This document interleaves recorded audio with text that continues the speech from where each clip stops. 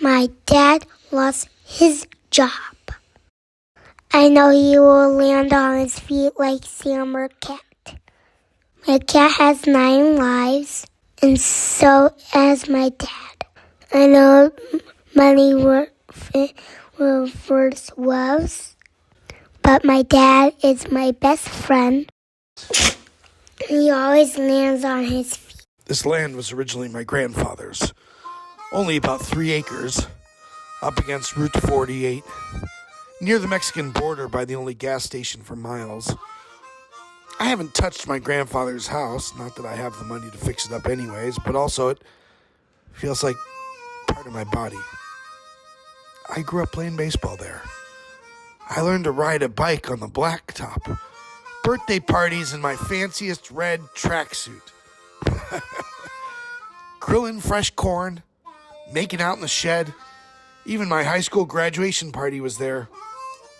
My grandfather once said, "Land has all the time in the world." And also he said, "A man is not a man if he don't got a piece of land." Well, the piece of land is finally mine, and the land has all the time in the world, but I finally own something. I own the smell of the gravel. It's like the smell of something beautiful. And when he died, he left his 2 kids a pile of debt, plus blurry photos and expired Kodak 110 film. To get out from underwater with all that debt, they sold me the house. I drive a 11-year-old beater.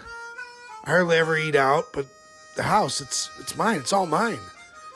And every summer I buy piles of fresh corn right off the stalk from a guy on the side of the road.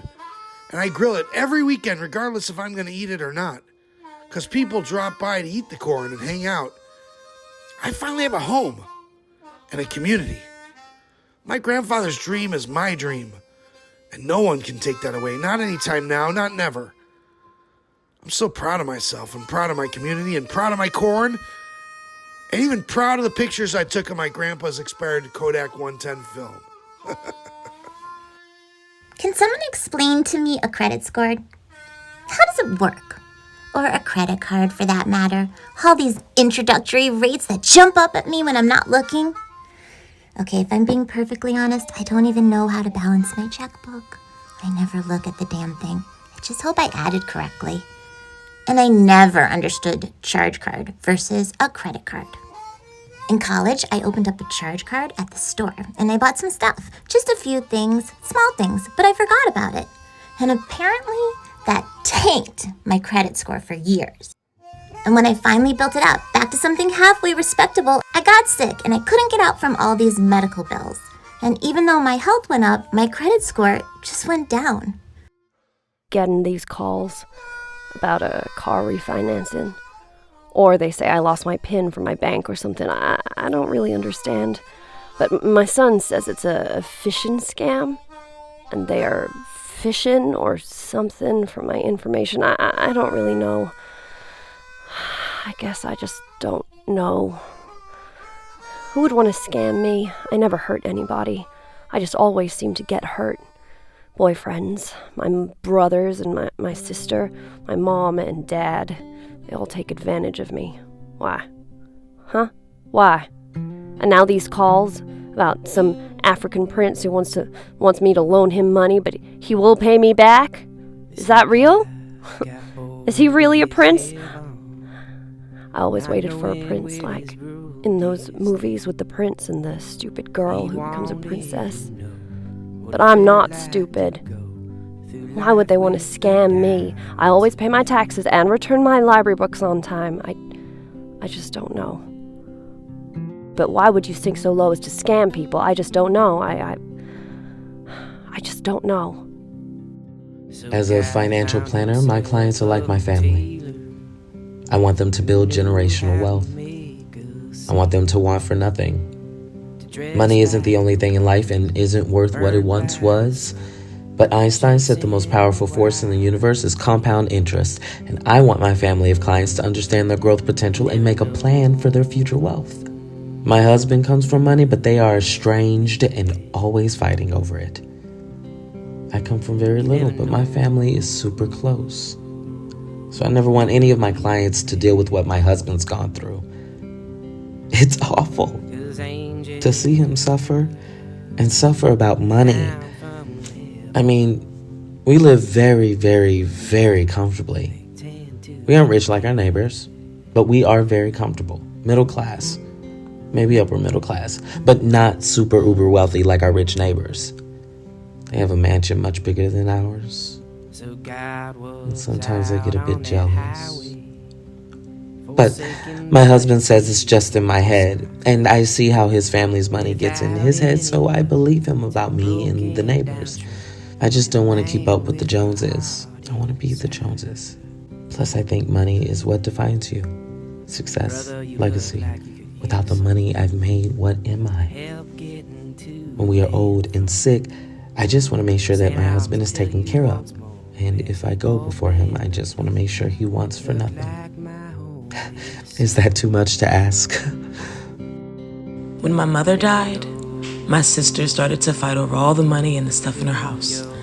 I wish my mother had left us a will, estate planning of any kind. She just left us piles and piles of our old art projects from grade school and photo albums and a garage full of junk.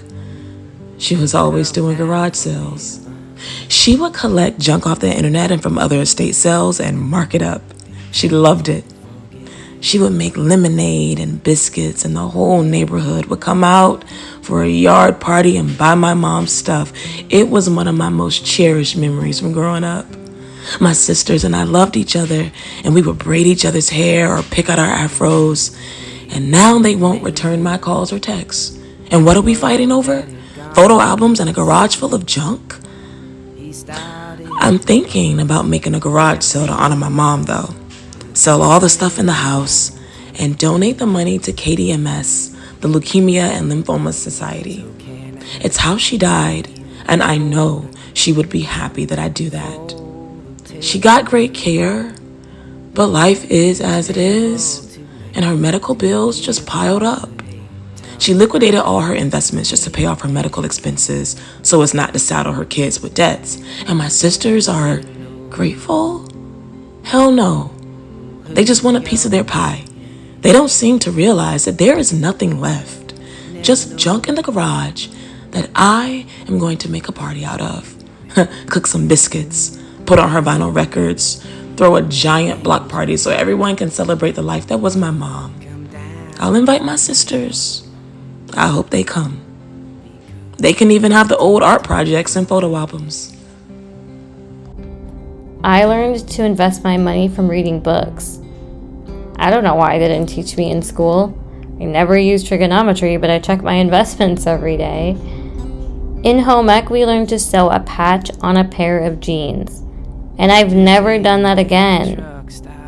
Money isn't all that it was before, but frankly, all you have to do is read books and you can make enough. I used to say I wasn't rich, I was living easy, but truth is, a lot of people are poor next to me. I'm pretty damn easy living. Now I'm thinking about writing a book about investing. For kids. So they can learn how, and I can donate my time to inner city schools, teach classes on how to invest your money, because the inner city school kids can't get out of it otherwise. They're stuck in the gutter because no one will teach them how to balance a checkbook or use a credit card, let alone how to invest. I feel like I am really giving back, helping people. That makes me feel good. No one helped me, but I can definitely help others become rich. And if not rich, then at least living easy. I fell for this thing, this Ponzi scheme. I guess if it sounds too good to be true, then maybe it is. But this didn't sound too good to be true. Just good enough. Higher returns than the banks and better than the government bonds. I don't get fooled easily. I'm not some dumb mark to be exploited, but this seemed guaranteed. And not like I trust the government anyway. They can keep their bonds and their banks. And in this Ponzi scheme, they made the fund so exclusive that I was dying to get in. When my friends got in, they were making money hand over fist. And they wouldn't shut up about it, and I just wanted in more and more. And all the charities and not-for-profits that were in the fund. I just assumed they did their due diligence. But we all really just wanted to believe the lie. If you repeat it enough, it becomes true. And they repeated it all the time, this lie, that we were making all this money. But they were taking from Peter to pay Paul, or whatever that phrase is. And when I saw what everyone was making and the charities and not-for-profits were making, well, I went all in and sank in my life savings. I would get statements every month, and I would read them over so carefully, but they were lies too. They just falsified them to make us think we were making money. Soon the house of cards toppled, and they all went to jail. But they will get out someday, and where is all the money hidden? Hopefully they will all die in jail and rot in hell. I have recovered. Thank the universe that we have recovered. It was dicey there for a bit. Now my son is living with us. We converted the basement into a home for his family. I used to think I knew the value of money, but now I'm grateful for every penny. Money isn't what it used to be when it flowed without stop, but I'm actually happier now to have my family with us in our home. Now, about money, I simply don't care. She was a money whiz kid, a prodigy, or what do you call it? Studied engineering, worked for the Navy on missile design for aircraft carriers. Me? Well, let's just say Visa and MasterCard had a hitman looking for me. She saved me. For a decade, I bounced around from side gigs to freelancing to a failed business venture. She paid for it all. Our kid, my student loans, our condo, and later a house in the burbs, east of the tracks. She wasn't just the breadwinner, she was the mule. From the moment we stepped out of the church until the moment she walked out of our house for good.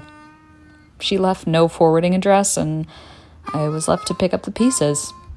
Every time I hear a romantic song playing on the oldies station, I just smile. Money isn't what it once was in my family. Wherever you are, I hope you're happy. I doubt that when you hear a romantic song you think of me, but I really wouldn't know. I'm guessing you found someone else. Hopefully someone to take care of you. I miss you, but I'm happy for you. Really, because I never deserved you. And you didn't have to put up with me. Maybe someday I'll land a steady job and be able to afford another girlfriend, but who knows? I'm not holding my breath. I don't want to die alone, but I also never want to feel beholden to someone again. Never, ever. No way and no how. I always just felt guilty. She made me feel that. And now I wouldn't give her that power over me. Now I wouldn't give that power away to anyone. She gave her money to me, but I gave her my sense of self.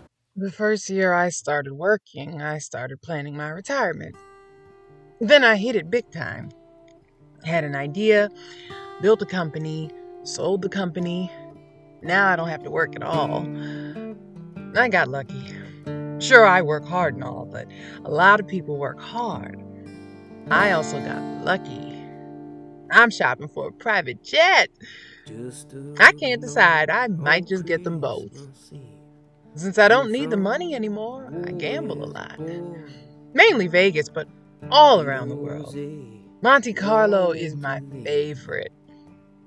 I like to be what they call a whale, where I get everything comped and they treat me like a queen. And I will gamble on the stupidest stuff. Which raindrop will fall faster, and can I throw a dime into a glass from far away? I also gamble for low stakes, too. I like watching the stock ticker. It gives me a thrill.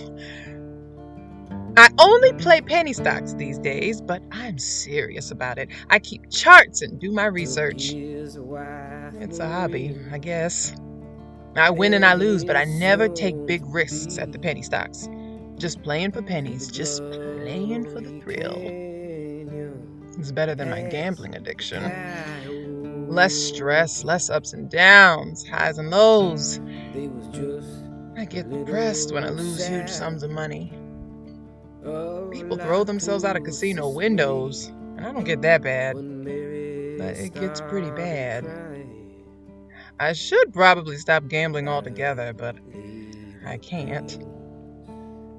I should probably take up woodworking. Woodworking is probably a more useful hobby. I won the lottery. All my dreams come true, it seemed. Then the leeches came out of the woodwork. They all wanted a piece of what I got. Hands open for a handout, from my hand to theirs, but they always bit the hand that feeds them. Plus, I started buying a car, jewelry, another car, a house for my mom, a house for me, a bigger house for all my new stuff.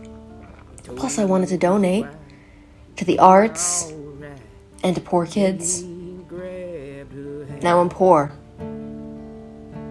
I got nothing. The leeches all disappeared. They're not really my friends, it turned out. Even my family doesn't talk to me anymore. We were friends when I was poor the first time, but this second go round, they think of me as lesser than them, even though I gave them all my money.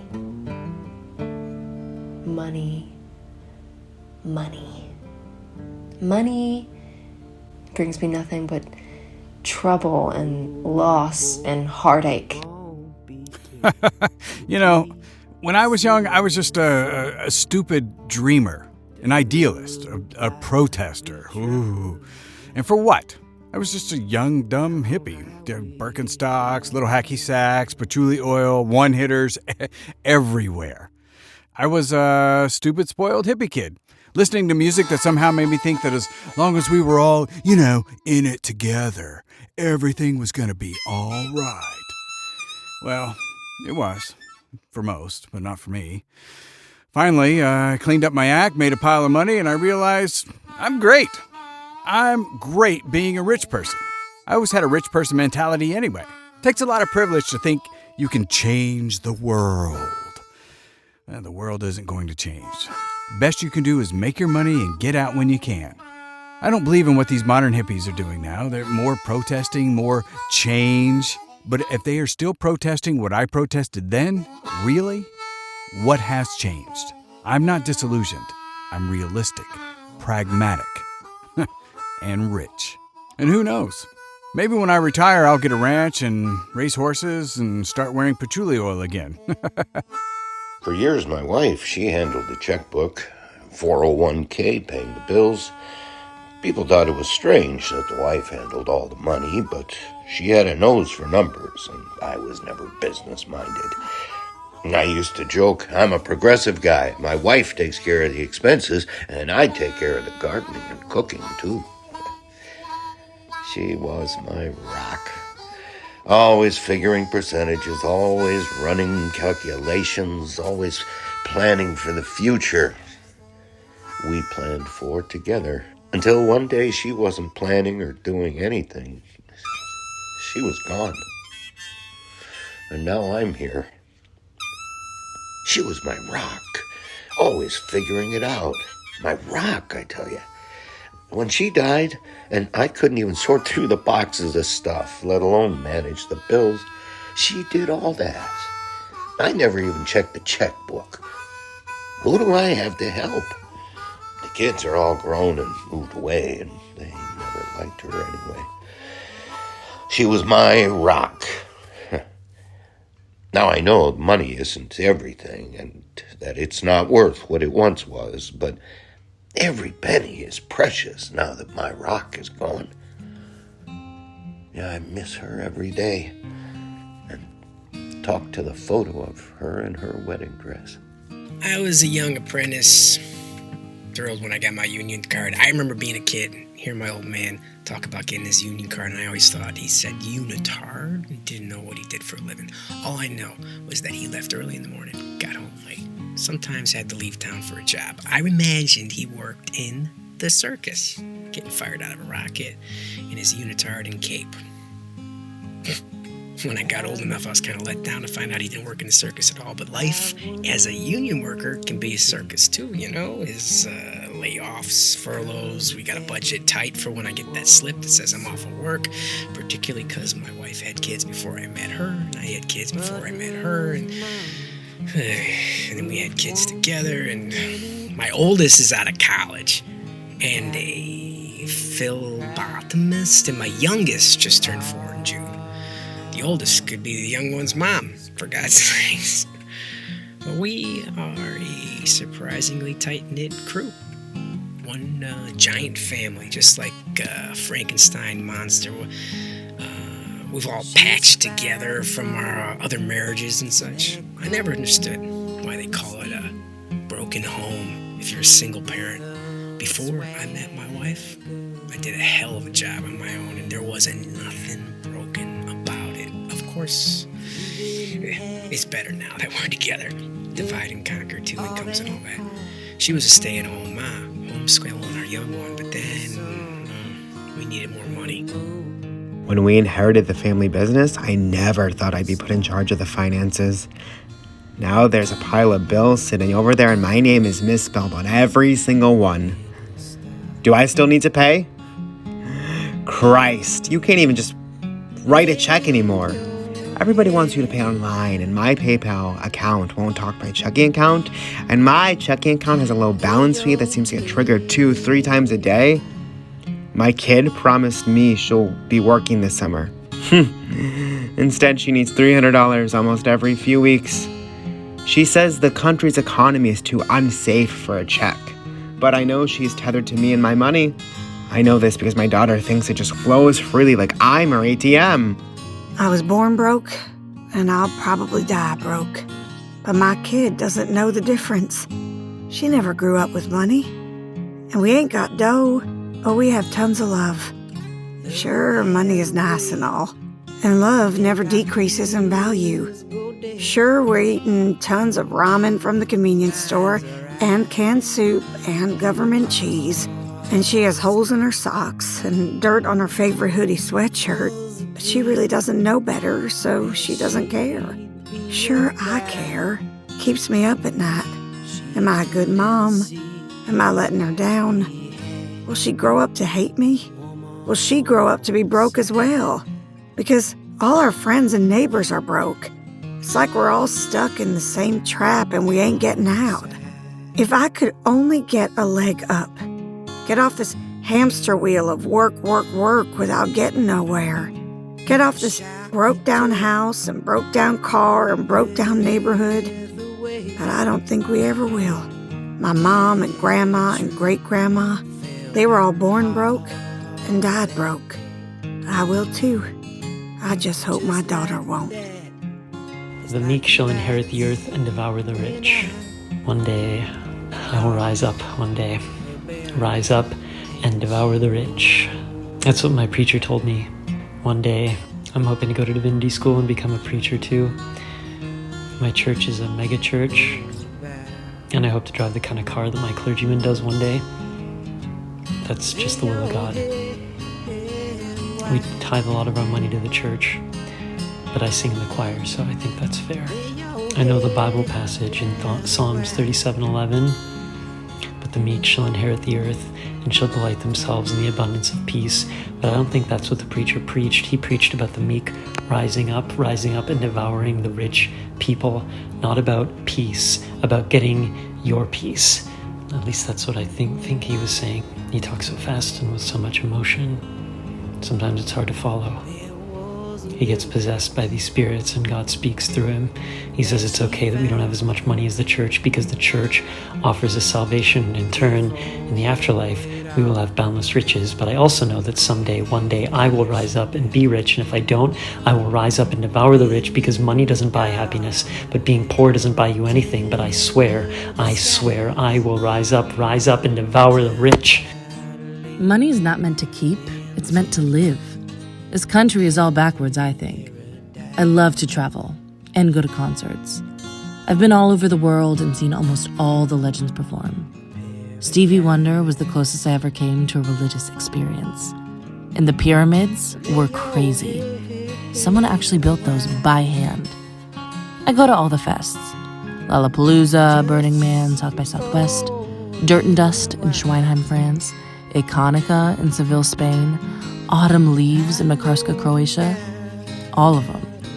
I basically have combined my love of music and my love to travel. And that costs money. You have to have it to do everything I want to do. And I know I'm lucky. But I'm also smart with my money. And Sure, money isn't what it used to be, but my grandparents live to work and I work to live. My parents, too. I am so happy to be alive when I am and make enough money to do what I want. And what I want is to eat good food, listen to great tunes, and see all the sights. You only live but just once, right? And damn it, I'm gonna make the most of it. I'm afraid I'll be the first generation not to surpass the generations before me in terms of success. So I love it when the market crashes. That's when I rake it in. But I don't spend my money on anything. I'm frugal. A fiscal conservative. Socially, I'm progressive, but that is a dirty word now because progressives are crazy and their politics are ruining this country. I guess I'm what you'd call liberal for social causes. Like, I don't think you should hate anyone or discriminate, and that's why I like making all this money in the market because people treat you differently if you're rich. But I just save and save. I don't even use a bank.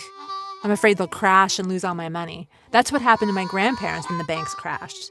So like them, I just stash it all under my mattress. And I don't spend it. I still rent. Never owned a thing in my life. At least I don't have to pay a co-op fee or taxes like all my friends. I don't want to give my money to the government in taxes. They just use it for war and to help lazy people. Just try, people. Do what I do and try. I don't understand poor people. This is America. My grandparents came here, made big money, lost it all, and then what did they do? Cry about it? No. They picked themselves up and rebuilt themselves in the image of America and all its possibilities.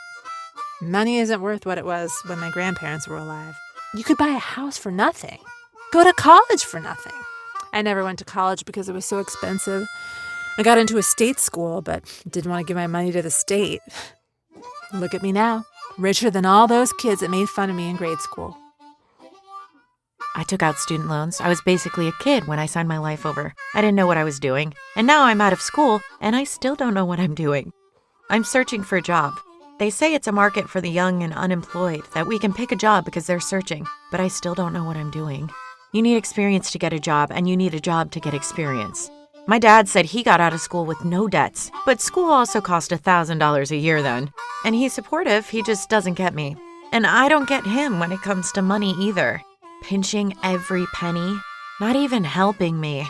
I'd rather he support me financially than emotionally at this point, because I don't know what I'm doing. He hates that I went to art school and took on all this debt when he thought I'd never be able to pay it back. I wanted to teach painting, though. I just haven't gotten a university appointment. I keep applying, but it doesn't seem like anyone is hiring my type, whatever that is.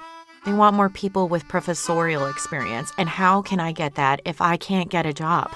So just keep trying. Sooner or later, all the old teachers will take a buyout. It's less money for the universities to buy them out and hire young people like me that are cheaper. You'd think it would be all about the best education, but in the end, these universities are big businesses. They don't pay taxes. Did you know that? They're like churches. They can buy up all the land to build these massive buildings, and they don't pay tax on any of it. Most of them have endowments big enough that they don't even need to collect tuition from these young kids. But they just let us basically sign our lives away, and they don't even guarantee us a future. No future employment. No future direction in life. No life to speak of at all. I was a kid when I basically signed my life away to go to art school. But even looking back, and I told this to my dad when we fought recently, looking back, I wouldn't do it any different. I really wouldn't. I still paint every day. And really, how much do paints cost? Sometimes I steal stuff from the art store, but I have to eat, right? I dream of selling my paintings and making big money. But realistically, I'm just happy to paint. Money's not worth what it was.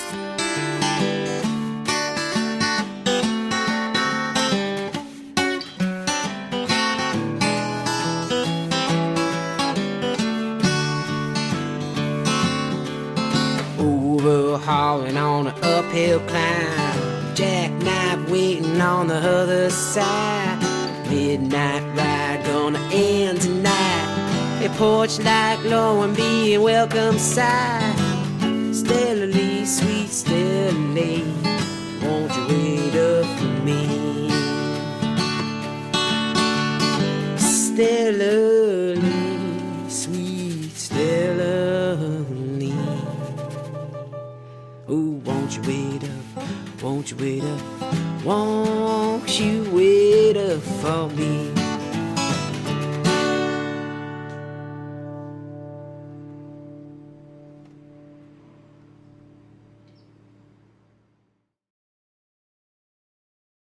Baby, don't go yet. It's only 11:45.